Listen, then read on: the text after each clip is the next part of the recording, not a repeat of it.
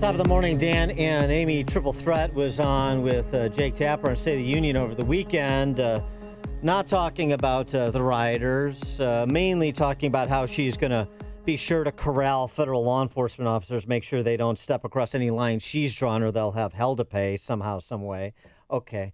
And then reciting the lines from a bygone era, but, they're still favorites of Chicago leftists today, which is the real problem here is not the people murdering other people by whatever means. It's guns on the streets of Chicago. The fact of the matter is our gun problem is related to the fact that we have too many illegal guns on our street, 60% of which come from states outside of Illinois. We are being inundated with guns from states that have virtually no gun control, no background checks, no ban on assault weapons. That is hurting cities like Chicago. 60% is just one of those fun made-up statistics that doesn't get challenged when you go on a show of a fellow traveler, number one. Number two, the logic of it, of the more than 430 murders in Chicago this year, like every year, you know what percentage are committed by, are committed where the felon uses a assault rifle, quote unquote, one that Lori Lightfoot might be interested in banning if she could under the Constitution. What? It's infinitesimal. It's under 1% always. But again, but that's the real victim. They focus real perpetrator here. Right. They focus on the instrumentality of evil because the evil they don't want to focus on, much less draw bright lines that they shall not cross without consequence. That's not the philosophy of Lori Lightfoot or Kim Foxx or the Chicago Democrat Socialist power structure. It hasn't been the philosophy for a long time. So why start now, even if it requires taking down some more statues and letting people run amok a little bit more than usual? Well, there is some opposition to that, and there is some support across the political spectrum and the racial spectrum for law-abiding citizens to exercise their Second Amendment rights as so enshrined by the Constitution, confirmed by recent Supreme Court decisions over the last decade or so. The McDonald decision, which is a Chicago case at its outset, the Heller decision, D.C. case as well. And now there is more litigation. The Goldwater Institute is suing the Illinois State Police on behalf of 4 Illinois residents who applied for FOID cards, because you have to get a FOID card to be able to purchase a gun if you're a law-abiding person, but have been waiting longer than the 30 days that is the mandated turnaround time. The lawsuit asks courts to declare that forcing applicants to wait longer than 30 days to receive their cards, and thus the ability to purchase a firearm for their protection, violates their Second Amendment rights.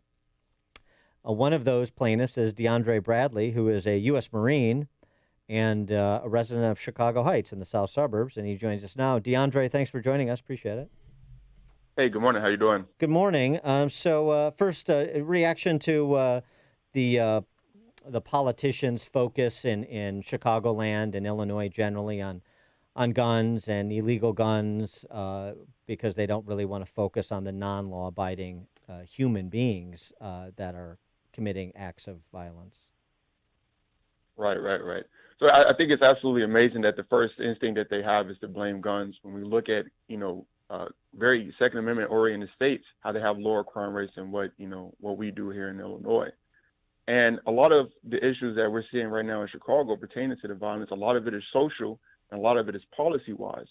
So it's like you have Democrats who are in control of Chicago for God knows how long, and they've been running the same game on the people for year after year after year, and like nobody sees that as an issue, but they're extremely quick to blame guns, and guns are always the villain in these scenarios. And you joined this lawsuit because you're waiting for your FOID card, and you figure, I served my country honorably in the Marines. I should maybe be able to get a gun in a reasonable period of time to protect myself and my family. It's right there in the Constitution. It's right there in Supreme Court decisions. So I shouldn't be held up by state police and the bureaucracy of Illinois government. Right. Another thing was just I was actually just scrolling through a couple laws that we had on the book just here in America, and there's like Section 42 of the United States Code 1983, where it says if your civil rights are violated, you can sue. And so I'm like, hey, why not do it? And it's not just for myself, but it's for the people who are actually in Chicago, who had their businesses burned down or even had their homes broken into because of all the rioting and looting, who may need a gun. So I feel like through my efforts, I'll be able to help them more efficiently. Well, how long have you been waiting for your FOID card? How long did it take you? It's over 60 days. Oh, yeah, because I know they've been waiting. They applied back in February, and they're still waiting for their FOID card application. This is person, who has no felony convictions or not even an unpaid parking ticket, and still the FOID card has not been delivered. So are you going to start a class action lawsuit it or here? get rid of it. Well, no, no, overhaul it. Yeah, you look, yeah, right. Get rid of the FOID card altogether, right? I mean, you can do the background check, but which federally licensed firearm dealers do. It's worth pointing out. But I mean, it's this does call to mind Otis McDonald, who is an African American gentleman. He passed away about 6 years ago, who brought the suit against the city of Chicago's gun ban. For exactly that reason. He's a South Sider who said, we should be able to protect ourselves here. I'm law-abiding. I got law-abiding residents who are being terrorized by street gangs and violent criminals. It's a small fraction of the neighborhood, but it's still a real fraction. And I want to protect myself. And he did that not necessarily even for himself, but although he did have, unpleasant experiences, but also for residents in the poorer neighborhoods so they can protect themselves. And it seems to me that's the same thing you're doing. Yeah, I mean, the one thing I could say about a lot of policy here in Illinois is they have the mentality that you should not be able to defend yourself. The government will do it for you. The government will be there to protect you. And the one thing I was looking at was a couple of Supreme Court rulings, particularly pertaining to law enforcement: the Gonzalez versus Castle Rock case, the Warren versus DC case, and even the most recent one with the Parkland school shooting with the deputy. And federal judges ruled time and time again that, law enforcement has no constitutional duty to protect. Right. And so I'm like, okay, that puts things into perspective. So they have no constitutional duty to protect us, but they want to interfere with our ability to legally purchase firearms and legally have them in our homes. That makes no sense to me. Mm-hmm. Yeah. No, I mean, that's well stated. Well, I don't know. I mean, but these during the riots, these are statements they're very much in controversy, including, frankly, I mean, look, the lakefront leftists is one thing, but there's a lot of majority minority neighborhoods on the south and west sides, majority Latino neighborhoods too, like places like Little Village and Pilsen. They don't seem to get this, writ large. They get buffaloed by these political hacks that say, we got to get the illegal guns off our streets, and then we're going to make your neighborhood safe. Well, how is that going? It's not going well. It's sad because I don't think that the people, they don't see it yet. They still have blinders on, and I feel like it's just one of these scenarios where it's like, it's an abusive relationship. It's an abusive relationship between the people of Chicago and other cities, other leftist cities here throughout Illinois, who are like, we get all these promises from the government that they'll help us, they will protect us, and at the expense of their help and their protection, our right to bear arms is always sacrificed. So always. during the looting, what you wrote in your piece that in early June, almost 5,000 applications were submitted in a single day. And I know some people that are texting me right now that want to join the lawsuit because they're still waiting. No, they're listening and they want to join, form a solidarity with you. But during the riots, what did you do to protect yourself? And did you feel you were in harm's way? I stayed so I'm not gonna lie, I'm staying in Chicago Heights.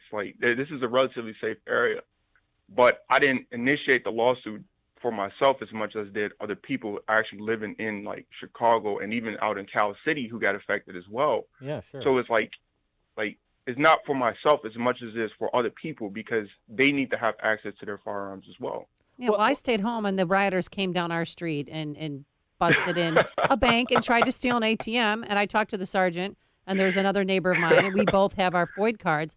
And he told us flat out, he goes, we are stretched so thin right now. And if you have to protect yourselves, you two know what to do. I'm like, what? Yeah. I mean, is this the world we're living in? Are paying property taxes for police officers that, they can try so hard to protect us.